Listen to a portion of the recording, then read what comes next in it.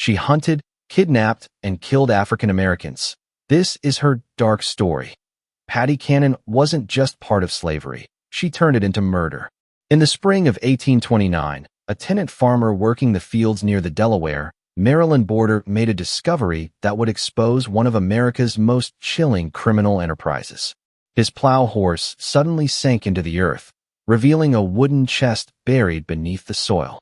Inside lay the skeletal remains of what appeared to be a man, his bones yellowed with age and his skull showing clear signs of violence. This was just the beginning. Over the following weeks, authorities would uncover the bodies of at least 7 people on this property, including 3 children, all victims of a woman whose name had already become a whispered terror throughout the Delmarva Peninsula, Martha Patty Cannon. For nearly 2 decades, Cannon had operated what historians now call the Reverse Underground Railroad, a network that kidnapped free African Americans and escaped slaves to sell them back into bondage in the Deep South. But this wasn't just about human trafficking. Cannon was also a serial killer who murdered rival slave traders, witnesses, and even children when they posed a threat to her operations. Court records from Sussex County, Delaware, show she was indicted for 4 murders, though witnesses claimed the true number exceeded 20. Before we continue with the story of Patty Cannon and her reign of terror along the Mason-Dixon line, I want to hear from you. What state or city are you listening from? The reach of Cannon's criminal network extended far beyond her Delaware stronghold, touching communities from Philadelphia to the Mississippi Delta. Leave a comment and let me know where you're rehearing this story. Don't forget to subscribe and hit that notification bell. These dark chapters of American history deserve to be remembered.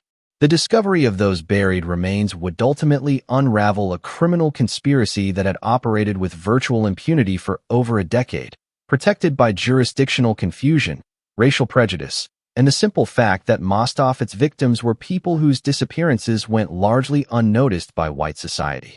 The area where Patty Cannon built her empire of terror was uniquely suited for criminal activity. In the early 1800s, the region now known as Reliance sat at the intersection of 3 jurisdictions, Sussex County in Delaware and Caroline and Dorchester counties in Maryland. This strategic location allowed criminals to literally step across county and state lines to escape pursuing lawmen. The spot was so remote that locals called it Johnson's Crossroads, named for the tavern that would become the headquarters of the most notorious kidnapping ring in American history. The landscape itself seemed designed for concealment. Dense forests of pine and oak stretched for miles, broken only by marshy lands and small clearings where isolated farmsteads dotted the countryside. The Nantoke River wound through the region, providing waterways that could transport captives silently under cover of darkness.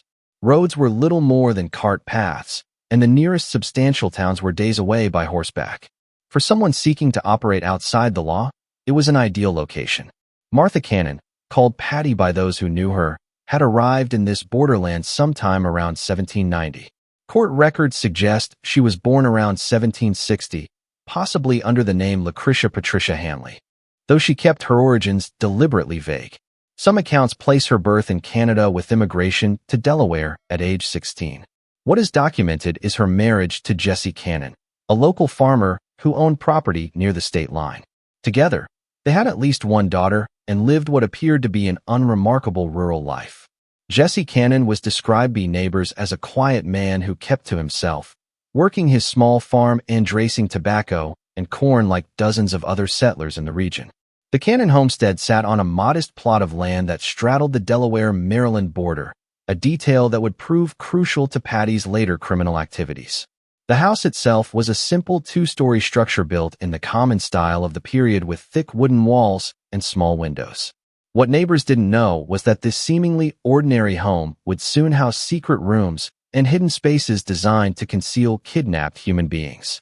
But beneath this veneer of normalcy lay something far darker. The early 1800s marked a crucial period in American slavery. When Congress banned the importation of enslaved people from Africa in 1808, the demand for human labor in the expanding cotton fields of Alabama, Mississippi, and Georgia created a lucrative domestic market. A healthy adult slave who might have cost $300 before the ban now sold for over $1,000 in the Deep South. This price surge created powerful incentives for criminals willing to traffic in human misery. The economic transformation of the South following the invention of the cotton gin had created an insatiable demand for enslaved labor.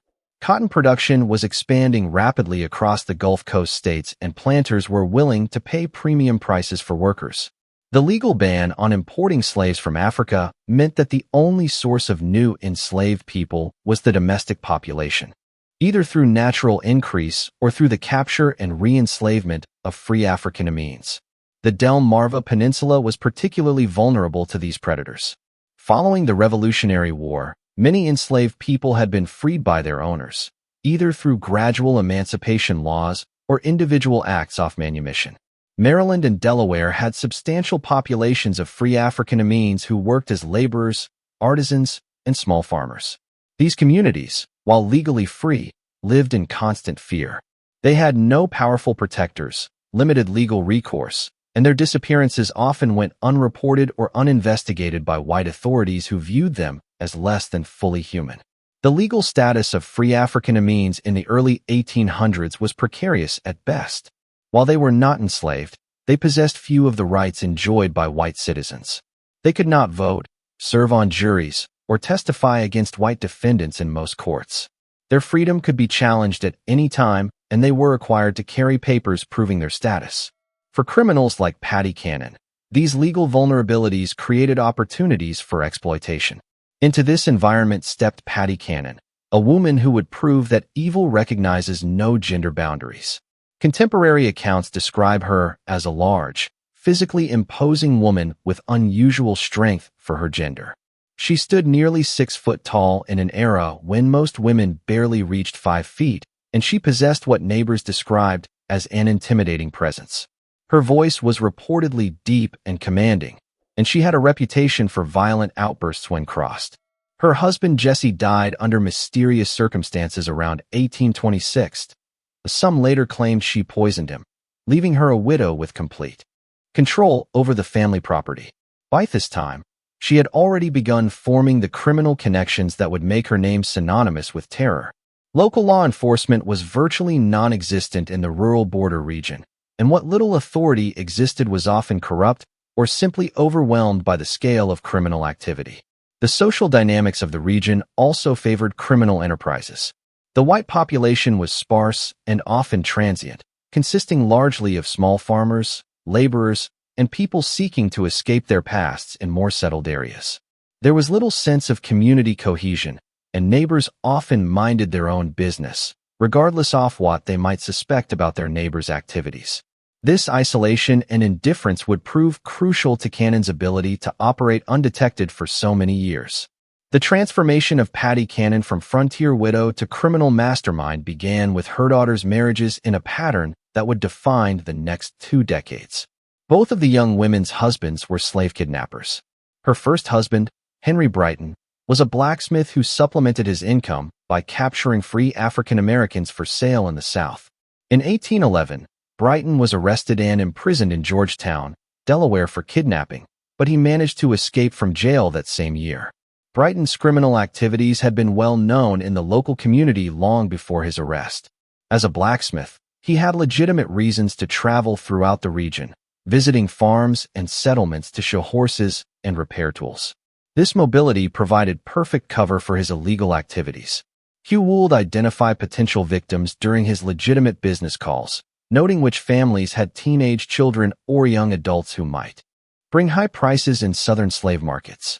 The methods employed by early kidnappers like Brighton were often crude but effective. They relied on deception, overwhelming force, and the isolated nature of rural life to capture their victims. A common technique involved approaching free African American families with offers of employment in distant locations. Parents desperate for economic opportunities for their children would sometimes allow them to travel with these supposed employers only to discover too late that they had signed their children's death warrants. It was after his escape that a first documented murder connected to the Cannon family occurred. Brighton, working with Patty Cannon and another criminal named Joseph Griffith, ambushed a slave trader known only as Rigidal at Cannon's tavern. The plan was simple but brutal. Get the victim drunk, rob him of his money and slaves, then eliminate the witness. Court records show that Ridgell was shot and killed during the robbery.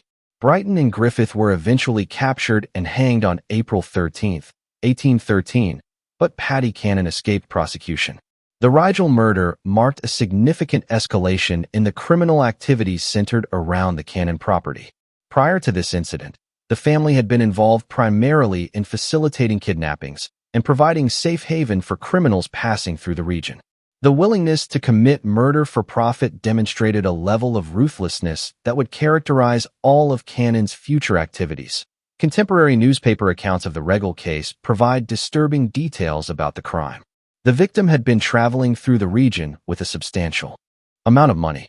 Estimates suggest between $3,000 and $5,000 intended for purchasing enslaved people in local markets. He had stopped at what he believed was a legitimate tavern for food and lodging. Unaware that he had walked into a trap, the conspirators plied him with alcohol throughout the evening, waiting for the right moment to strike. When Ridgell finally retired to his room, Brayton and Griffith followed him. Neighbors later reported hearing shouting and the sound of a struggle followed by a gunshot. By morning, Ridgell was dead. His money was gone and his wagon and horses had disappeared. The body was hastily buried on the property, beginning what would become a regular practice of using the isolated location as a dumping ground for murder victims. The execution of her daughter's first husband did nothing to deter Cannon from her chosen path. Instead, it seemed to refine her methods and strengthen her resolve to build a more sophisticated criminal organization. The lesson she drew from Brighton's capture was not that crime didn't pay, but rather that criminals needed better organization and more careful planning to avoid detection. When her daughter remarried, this Tometo Joseph Johnson, Cannon gained a partner who would prove even more valuable to her criminal enterprise. Johnson wasn't just another kidnapper. He was a businessman who understood the logistics of human trafficking on a regional scale. He had connections throughout the South, experience in transportation and logistics, and most importantly, the capital necessary to expand their operations beyond simple opportunistic crimes. Johnson brought to the partnership a tavern located precisely on the Delaware-Maryland state line. This establishment, which became known as Joe Johnson's Tavern, was positioned so strategically that different rooms literally sat in different states. This geographic advantage allowed them to move kidnapped victims between jurisdictions to confuse pursuing authorities. When Delaware lawmen arrived with warrants, suspects could simply step into the Maryland portions of the building and claim immunity from Delaware jurisdiction. The tavern served multiple purposes in the expanding criminal enterprise. It was a legitimate business that provided cover for their activities, generating income and explaining the constant flow of travelers and wagons through the property. It functioned as a holding facility for captives awaiting transport south, with specially constructed hidden rooms and cellars designed to conceal human cargo. And it served as a meeting place for the network of criminals who worked for them, a neutral ground where plans could be made and profits divided. The physical layout of the tavern reflected its multiple functions. The main floor appeared completely normal with a common room for travelers, a bar area, and rooms for legitimate guests. But beneath the building lay a series of cellars and tunnels that had been specially constructed for hiding kidnapped people. These underground spaces were accessible through concealed entrances and were designed to muffle sound and prevent escape. Iron rings set into stone walls provided anchor points for chains, while small ventilation shafts ensured that captives wouldn't suffocate during long periods of confinement. The gang that assembled around Cannon and Johnson was remarkably diverse for its time. It included white criminals like Henry Carr, mixed-race decoys such as John Purnell, who used multiple aliases, and even enslaved people forced to participate in capturing others. This multiracial composition was strategic. African-American gang members could approach potential victims without immediately raising suspicions, while white members handled negotiations with buyers in the Deep South. John Purnell, described in court records as a yellow man or mulatto, was particularly valuable to the organization. His mixed racial heritage allowed him to move between white and African-American communities with relative ease. He maintained multiple identities and could present himself as either a free person of color seeking work or a light-skinned white man conducting business depending on the situation. This chameleon-like ability made him an ideal scout for identifying potential victims and establishing initial contact. As the 1820s progressed, the scope of the Cannon-Johnson operation expanded dramatically. Their network stretched from Pennsylvania to Louisiana with documented connections to buyers in Alabama, Mississippi, and Georgia. Mayor Joseph Watson of Philadelphia, a Quaker deeply committed to protecting free African Americans, began tracking the disappearances of citizens from his city and tracing them back to the Delmarva Peninsula. Watson's investigations revealed the horrifying scale of the operation. In 1825 alone, he documented dozens of kidnappings connected to the Cannon gang. The victims weren't just random targets. They were often specifically chosen for their vulnerability.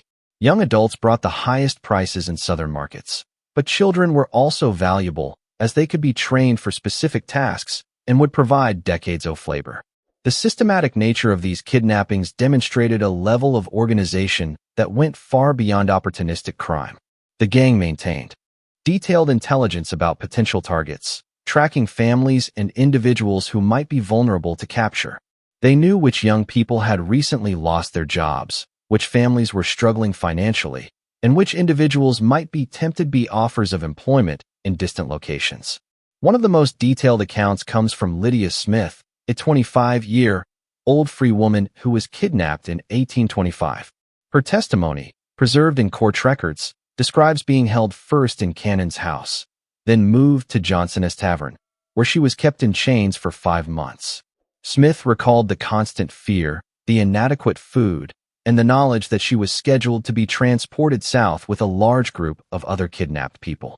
Only her eventual rescue by Watson's network saved her from a lifetime of bondage. Smith's account provides crucial details about the conditions endured by victims of the Cannon gang. She described being seized while walking alone on a road near Philadelphia, overpowered by multiple attackers, and transported by wagon to the Delaware-Maryland border. The journey took several days, during which she was kept blindfolded and chained to prevent escape attempts. Upon arrival at the Cannon property, she was placed in a hidden room beneath the main house, where she discovered she was not alone. The underground holding areas, according to Smith's testimony, contained dozens of other kidnapped people at various times. Men, women, and children were kept in separate areas, all chained to prevent escape. The conditions were deliberately harsh: inadequate food, no sanitation facilities, and constant darkness, except when guards brought candles during feeding times. The psychological torture was as brutal as the physical conditions, as captives knew they were destined for sale into lifelong bondage. Smith also provided details about the gang's methods for processing their human cargo. Victims were systematically stripped of any documentation proving their free status, and any personal belongings that might help identify them were destroyed. They were given new names and false backgrounds that would support their sale as legitimate slaves. Those who resisted or attempted to maintain their true identities were beaten until they complied. The gang's operations were an open secret in the local community. Neighbors knew that people disappeared near the Cannon property, that wagons arrived at odd hours, and that Johnson's Tavern hosted suspicious meetings, but the victims were African Americans in a society where their word carried little weight against that of white criminals. Local law enforcement, when it existed at all, showed little interest in investigating crimes against people they viewed as inherently suspicious. The complicity of the local white community in the gang's activities went beyond mere indifference. Some neighbors actively supported the criminal enterprise, either through direct participation or by providing information about potential victims. Local merchants supplied the gang with provisions, asking no questions about the source of their payment. Even some law enforcement officials were suspected of taking bribes to look the other way when suspicious activities were reported. This indifference changed only when white victims entered the equation.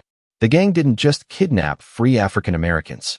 They also robbed and murdered slave traders who came through their territory carrying large amounts of cash. These victims were white men engaged in the legal slave trade, and their disappearances attracted the attention that African American victims never received.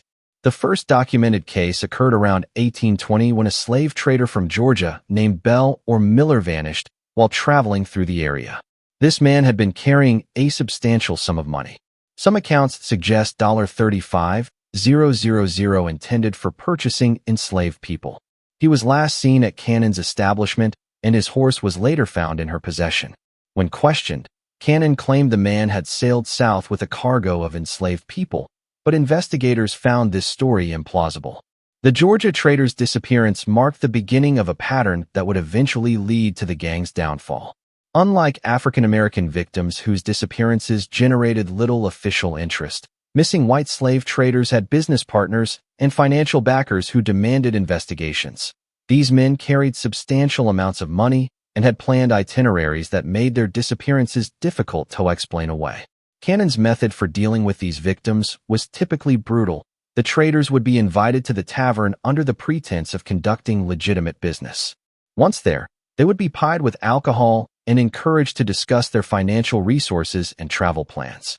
When the opportunity arose, they would be murdered and robbed, their bodies buried on the property, and their money and any enslaved people they were traveling with would be incorporated into the gang's operations. The profits from these murders were substantial. A single slave trader might carry enough money to fund the gang's operations for months. The enslaved people they were transporting could be sold through the gang's southern networks, generating additional income. Most importantly, eliminating these competitors helped the gang maintain their monopoly on criminal activities in the region. By the mid-1820s, pressure was mounting on the Cannon-Johnson gang from multiple directions. Mayor Watson of Philadelphia had begun offering substantial reward for information leading to arrests, and Governor John Andrew Schulzer of Pennsylvania was coordinating with officials in southern states to track kidnapped citizens. Their investigations were revealing not just individual crimes, but a systematic network that had been operating for over a decade. The reward offered by Watson, $500 for information leading to arrests, represented a substantial sum for the period, equivalent to several months' wages for most working people. This financial incentive began to loosen tongues in communities that had previously remained silent about the gang's activities. Former associates, dissatisfied gang members, and even some victims who had managed to escape began providing information to authorities. The gang's response to this pressure was characteristically violent. Rather than scaling back their operations, they began eliminating potential witnesses more aggressively. This decision would ultimately prove to be their downfall, as it expanded their list of victims to include people whose disappearances could not be ignored. The escalation in violence during this period reflected Patty Cannon's increasingly paranoid mindset. She had built a criminal empire that generated enormous profits. Estimates suggest the gang's annual income exceeded $50,000, a fortune by early 19th century standards. But this success had made her a target for law enforcement attention, and she became convinced that former associates posed an existential threat to her operations. The most crucial figure in the gang's eventual exposure was a mixed-race boy named Cyrus James. Cannon had purchased James as a slave when he was only 7 years old and had raised him in her household. As he grew older, James was forced to participate in the gang's activities, serving as a decoy to lure other African-Americans into traps. His intimate knowledge of the gang's operations, combined with his growing revulsion at the violence he witnessed, made him both an invaluable asset and a potential liability. James' position in the Cannon household was unique and tragically complex. As an enslaved child, he had no choice but to participate in whatever activities his owner demanded. But as he matured, he began to understand the full horror of what he was being forced to do. He was helping to destroy the lives of people who looked like him, people who shared his heritage and his vulnerability. This knowledge created an internal conflict that would eventually lead him to cooperate with authorities despite the personal risks involved. The psychological manipulation employed by Cannon to control James was sophisticated and cruel. She alternated between treating him as a favored member of the household and threatening him with violence or sale to brutal masters in the Deep South. She convinced him that his survival depended entirely on her protection and that any betrayal would result in his immediate death. This combination of dependency and terror kept James loyal for years, even as he witnessed increasingly horrific crimes. James later testified that he witnessed Cannon murder multiple children on her property. In one particularly horrific account, he described seeing Cannon take a wounded African-American child, not yet dead, from the house in her apron, only for the child to never return. James knew where the bodies were buried because he had been forced to help dispose of them. The murders James witnessed were not random acts of violence, but calculated decisions based on Cannon's assessment of risk and profit. Children who became sick or injured were killed rather than treated, as medical care would have been expensive and would have attracted unwanted attention. Young people who proved difficult to control or who maintained their insistence on their free status were eliminated as potential sources of trouble. Even infants born to kidnapped women were sometimes killed if Cannon determined they would be more trouble than they were worth. The gang's undoing began with their treatment of rival slave traders. Competition in the illegal human trafficking trade was fierce, and Cannon's gang had developed a reputation for murdering competitors to steal their money and their human cargo. This practice accelerated as legitimate law enforcement pressure increased. Dead slave traders couldn't testify about their experiences with the gang. The decision to escalate their violence against white victims reflected both Cannon's growing desperation and her fundamental miscalculation about the consequences of such actions. She had operated for so long with impunity that she believed herself untouchable. The murder of African Americans had generated no serious law enforcement response. Sash assumed that the same would be true for white victims. This assumption would prove fatal to her criminal enterprise that in early 1829, the bodies began to surface. A tenant farmer working land down by Cannon was plowing a low-lying area that had recently been cleared of brush when his horse stumbled into what proved to be a grave. Inside a wooden chest, he discovered human bones that authorities determined belonged to the missing Georgia slave trader from nearly a decade earlier. This discovery triggered a systematic search of the property that would uncover multiple burial sites. The farmer who made the initial discovery was working land that Cannon had rented out for additional income. The area had previously been unused because it was prone to flooding, but recent dry weather had made it suitable for cultivation. When the farmer's plow horse suddenly sank into the ground, he initially assumed he had encountered a natural depression or perhaps an old well. It was only when he began digging to free his horse that he realized he had stumbled upon something far more sinister. The wooden chest containing the bones was remarkably well preserved, suggesting it had been buried relatively recently, despite containing decade-old remains. The chest itself appeared to have been specifically constructed for the purpose of concealing a body with dimensions that precisely accommodated a human form. This level of preparation indicated that the burial was not a hasty attempt to conceal a crime, but rather part of a systematic approach to body disposal that had been refined over years of practice. The discovery of the first body in early 1829 set in motion a chain of events that would finally bring Paddy Cannon's criminal empire to an end. Delaware authorities, working with their counterparts in Maryland, obtained search warrants and began a comprehensive investigation of all properties connected to the Cannon-Johnson gang. What they found exceeded their worst expectations. The investigation was led by Sheriff Joseph Houston of Sussex County, Delaware, working in coordination with Maryland authorities and representatives from the Pennsylvania governor's office. This multi-jurisdictional approach was unprecedented for the time period and reflected the growing recognition that the Cannon gang's activities crossed state boundaries and required coordinated law enforcement response. The search warrants obtained by authorities were remarkably broad, allowing them to excavate any areas of the Cannon properties where bodies might be concealed. This legal authority was crucial as it provided protection for investigators who might otherwise have been accused of trespassing or illegal search and seizure. The warrants also specified that any evidence discovered could be used in prosecutions across multiple jurisdictions, helping to close the legal loopholes that the gang had exploited for years. On April 3, 1829, Cyrus James was captured in Delaware. The circumstances of his arrest remained somewhat unclear, but court records suggest he was attempting to flee the region when he was apprehended. Faced with overwhelming evidence and the prospect of execution, the young man, who had been forced into a life of crime as a child, made a fateful decision. He would cooperate with authorities and reveal everything he knew about Paddy Cannon's operations. The decision to cooperate was not made lightly by James, that he understood that his testimony would likely result in his own prosecution for the crimes he had been forced to commit.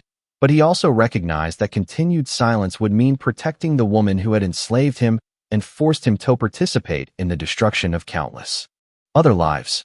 His cooperation represented not just a legal strategy, but a moral choice to finally break free from the psychological control that Cannon had maintained over him for years. James' testimony was devastating. Speaking to Justice of the Peace in Seaford, Delaware, he provided detailed accounts of murders spanning nearly a decade.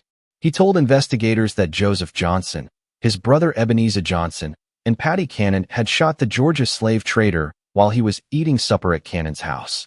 He had watched them carry the body to a wooden chest and bury it on the property.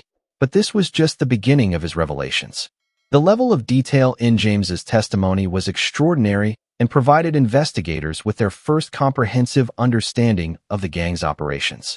He was able to describe not just individual crimes, but the systematic methods employed by the gang over many years. He knew the locations of burial sites, the identities of other gang members, the routes used to transport kidnapped people, and the networks of buyers and sellers that stretched across multiple states. Following James's directions, authorities began excavating the Cannon property systematically. In a garden area, they found the body of a young mixed-race child. According to James' testimony, this child had been enslaved by Cannon along with his mother.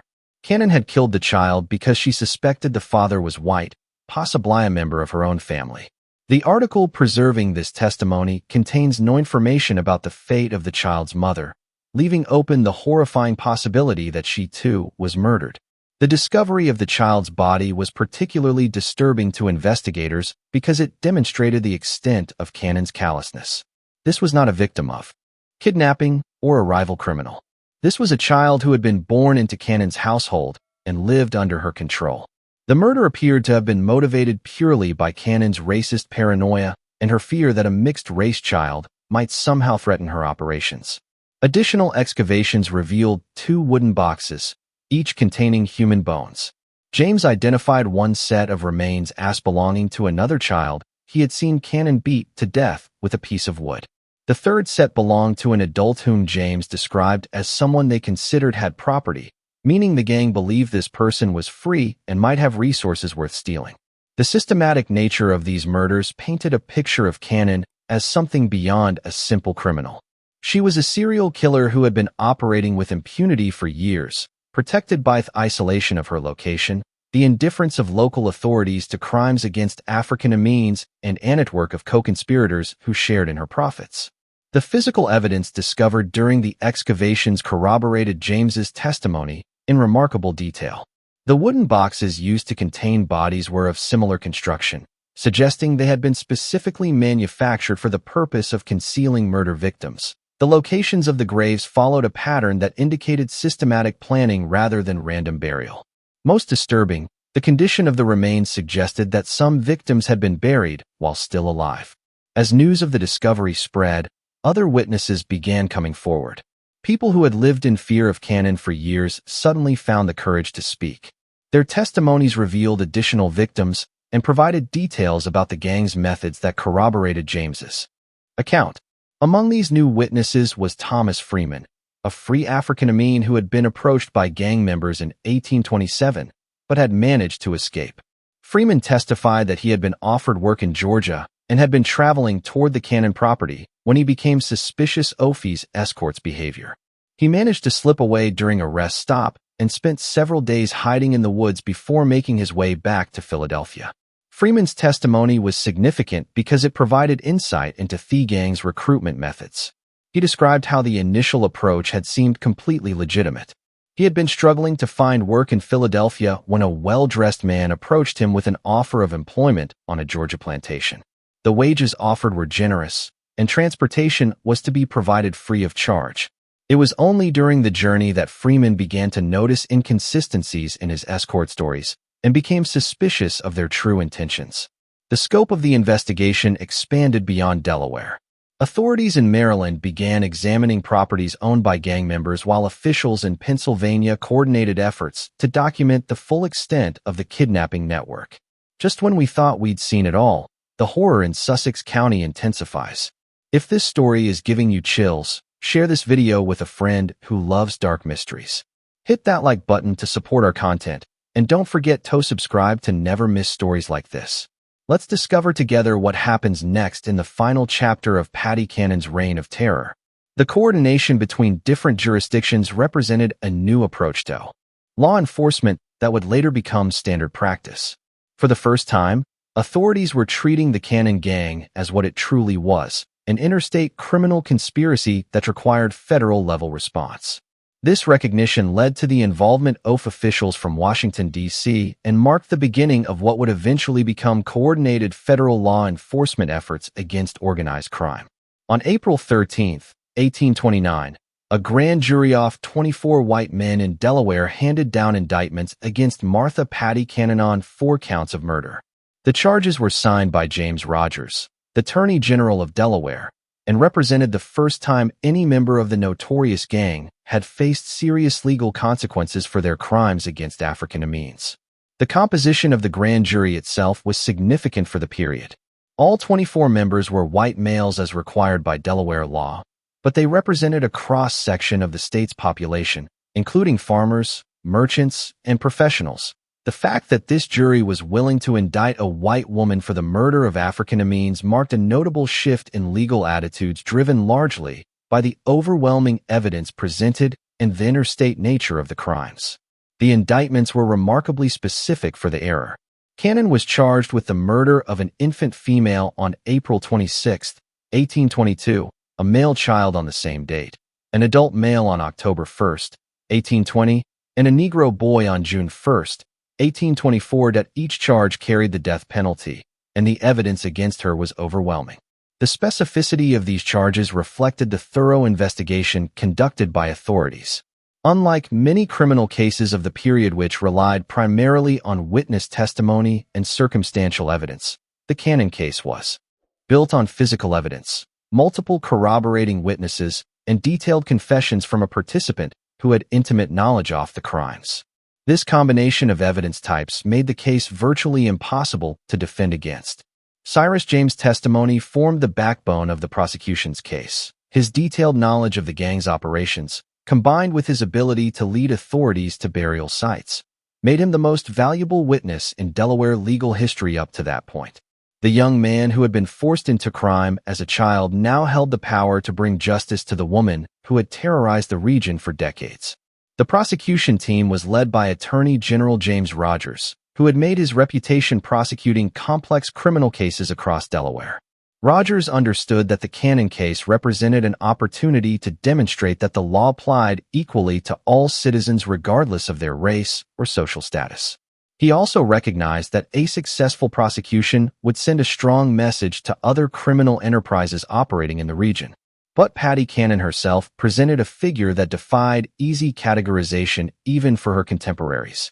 Newspaper accounts described her as a large, physically powerful woman who commanded fear and respect, even from hardened criminals. At approximately 70 years old, she remained sharp-minded and defiant, showing no remorse for her actions, even when confronted with irrefutable evidence. Contemporary descriptions of Cannon during her imprisonment paint a picture of an unrepentant criminal who seemed genuinely puzzled by the legal proceedings against her. She apparently viewed her actions as legitimate business activities and expressed bewilderment that authorities were prosecuting her for crimes against people she considered to be property rather than human beings. The conditions of her imprisonment in the Sussex County Jail in Georgetown, Delaware, reflected both the seriousness of her crimes and the unusual nature of having a female defendant facing multiple murder charges. She was kept under constant guard as authorities feared both escape attempts and potential retaliation from surviving gang members. The Georgetown jail itself was a crude stone structure that had been built in the early 1800s to house petty criminals and debtors. It was not designed to hold dangerous felons facing capital charges, and authorities had to implement special security measures to ensure Cannon's continued detention. Extra guards were posted, and her cell was reinforced with additional iron bars and locks.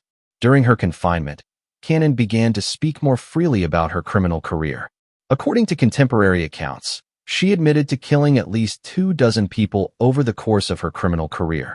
These victims included not just the African Americans found buried on her property, but also rival slave traders, potential witnesses, and anyone else who posed a threat to her operations. The most chilling aspect of Cannon's confessions was their matter-of-fact tone. She spoke of murder as a business necessity, describing the killing off children and adults with the same casual indifference she might have used to discuss livestock. Her apparent lack of any moral conscience shocked even hardened law enforcement officials who had seen the worst of frontier violence. Cannon's confessions provided authorities with details about crimes that extended far beyond the charges for which she had been indicted. She described murders dating back to the early 1810s, kidnappings that had involved hundreds of victims, and a criminal network that had reached into multiple states. These revelations confirmed investigators' suspicions that the crimes discovered on her property represented only a fraction of the gang's total activities.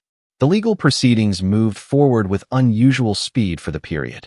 The overwhelming evidence, combined with public pressure for justice, created momentum for a quick trial and resolution. Court records suggest that Cannon was expected to face trial within weeks of her indictment, with execution to follow shortly thereafter if she were convicted. The prosecution's strategy was straightforward. Present the physical evidence, provide testimony from Cyrus James and other witnesses, and allow the jury to reach the obvious conclusion that Cannon was guilty of multiple murders.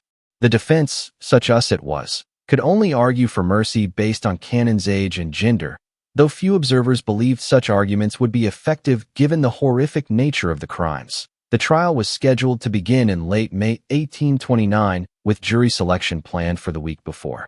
Legal observers from across the region were expected to attend, as the case represented one of the most significant criminal prosecutions in Delaware history. Newspapers as far away as Philadelphia and Baltimore were planning extensive coverage of the proceedings. The legal proceedings against Patty Cannon would never reach their intended conclusion. On May 11, 1829, approximately 3 weeks before her scheduled execution, jail guards found her dead in her cell. The official cause of death was listed as suicide by poison, though the exact circumstances remain unclear. Some accounts suggest she had been smuggled arsenic by sympathizers, while others propose she had been hoarding medication for weeks. The discovery of Cannon's body sent shock waves through the Georgetown jail and the broader community. Guards making their regular morning rounds found her lying on the floor of her cell, apparently having died sometime during the night. There were no signs of struggle or violence, and the cell remained securely locked from the outside. The only evidence of what had occurred was a small vial found hidden in her clothing, which later analysis suggested had contained arsenic. The question of how Cannon obtained the poison remained a mystery that investigators never fully resolved. The jail's security procedures were relatively lax by modern standards, and visitors were not thoroughly searched before meeting with prisoners. It was possible that a sympathizer had smuggled the poison to her during one of these visits, though no specific individual was ever identified as the source. Some contemporaries speculated that Cannon had been planning her suicide from the moment of her arrest. She had witnessed the execution of her daughter's first husband and understood exactly what fate awaited her if she were convicted. Rather than face the public humiliation of execution, she chose to die on her own terms, maintaining control over her fate until the very end. Her death robbed the victims' families of the satisfaction of seeing justice served, but it also brought to a close one of the most systematic criminal enterprises in early American history.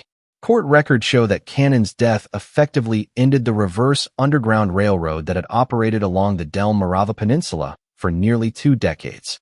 The immediate aftermath of Cannon's death was chaotic. Authorities had been preparing for what they expected to be the most significant criminal trial in Delaware history, and her suicide left them with unresolved questions about the full extent of her criminal network. The investigation into her activities continued for several months, but without her testimony, many details about the gang's operations remained unclear. The fate of her surviving co-conspirators varied. Joseph Johnson, her son-in-law and primary partner, had fled to Alabama or Mississippi before the investigations began. His brother Ebenezer also escaped to the Deep South, where they presumably continued their criminal activities beyond the reach of Delaware authorities. Local law enforcement made half-hearted attempts to pursue them, but the jurisdictional complications and vast distances involved made successful prosecution unlikely.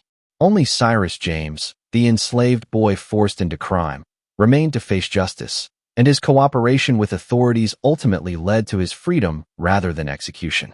The Delaware courts, recognizing that James had been coerced into participating in the gang's activities and that his testimony had been crucial to uncovering the crimes, granted him his freedom and provided him with protection from retaliation. James' fate after the trial represented one of the few positive outcomes from the entire tragic episode. He was relocated to Pennsylvania, where abolitionists helped him establish a new identity and begin a legitimate life. Some accounts suggest he later became active in the Underground Railroad, using his knowledge of criminal networks to help legitimate efforts to assist escaped slaves.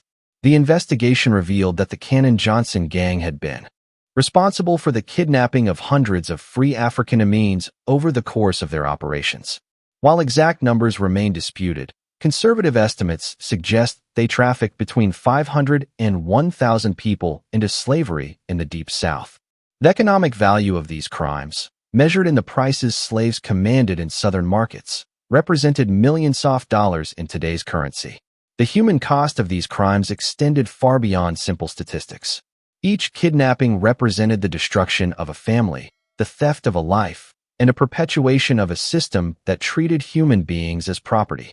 Many victims were never recovered, living out their lives in bondage hundreds of miles from their homes. Children were separated from parents, spouses from each other, and entire communities lived in fear of similar attacks.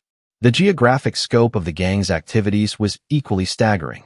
Evidence collected during the investigation showed connections to criminal networks operating from New York to Louisiana.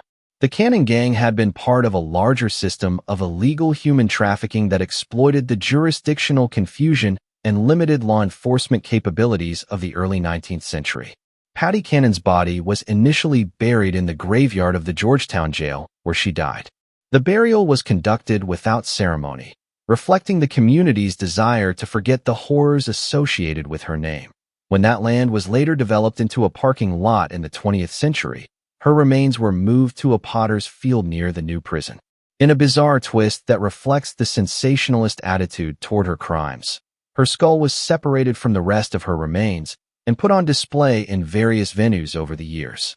As recently as 1961, it was on loan to the Dover Public Library, serving as a macabre reminder of Delaware's darkest chapters. This treatment of her remains, while disturbing by modern standards, reflected the public's continued fascination with her crimes and their desire to remember the horrors she had perpetrated. The legacy of Patty Cannon extends far beyond her individual crimes.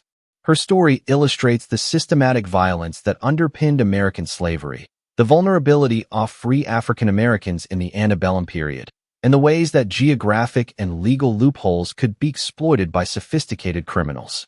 The reverse Underground Railroad she operated represented the dark mirror image of the networks that helped enslaved people escape to freedom. A reminder that for every story of liberation, there were countless others of re-enslavement and death.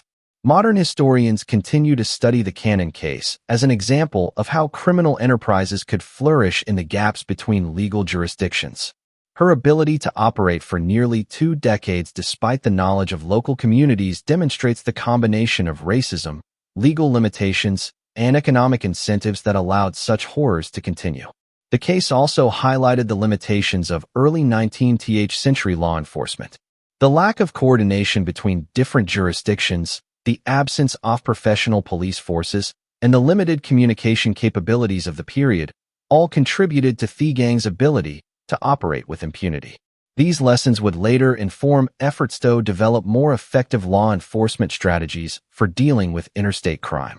The impact on the local community was profound and lasting. The area around Johnson's Crossroads never fully recovered from its association with the Cannon gang. The name was eventually changed to Reliance in an effort to escape the infamy, but the stigma persisted for generations.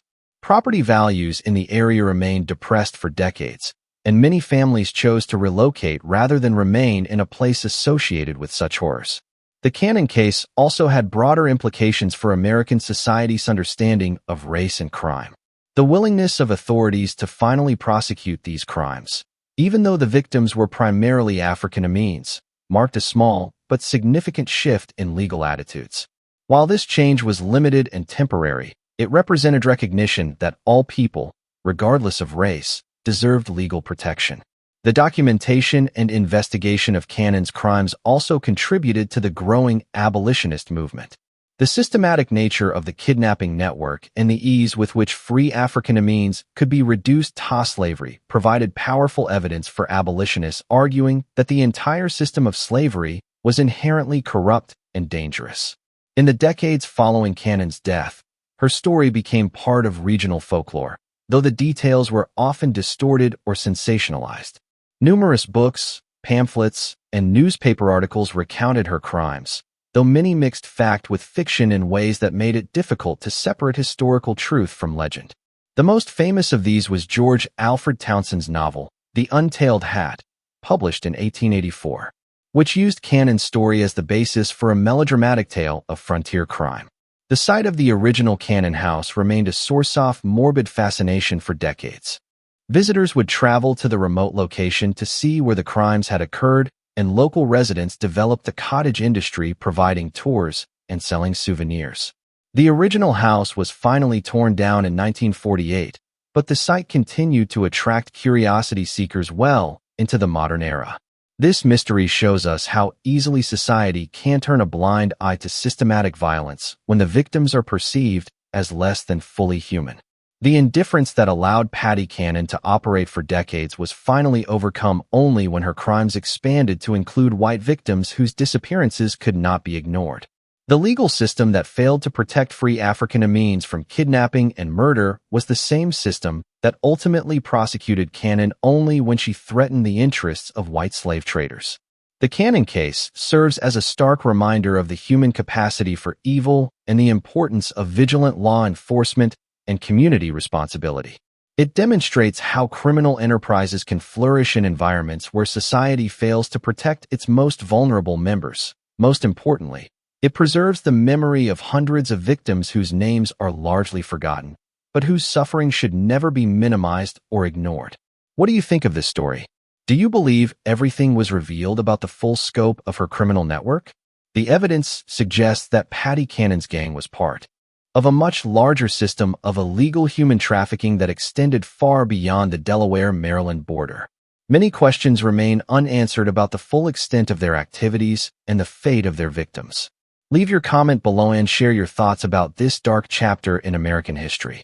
If you enjoyed this tale and want more horror stories from America's hidden past, subscribe, hit the notification bell, and share with someone who loves mysteries from our nation's forgotten crimes. See you in the next video where we'll explore another terrifying true story from the shadows of American history.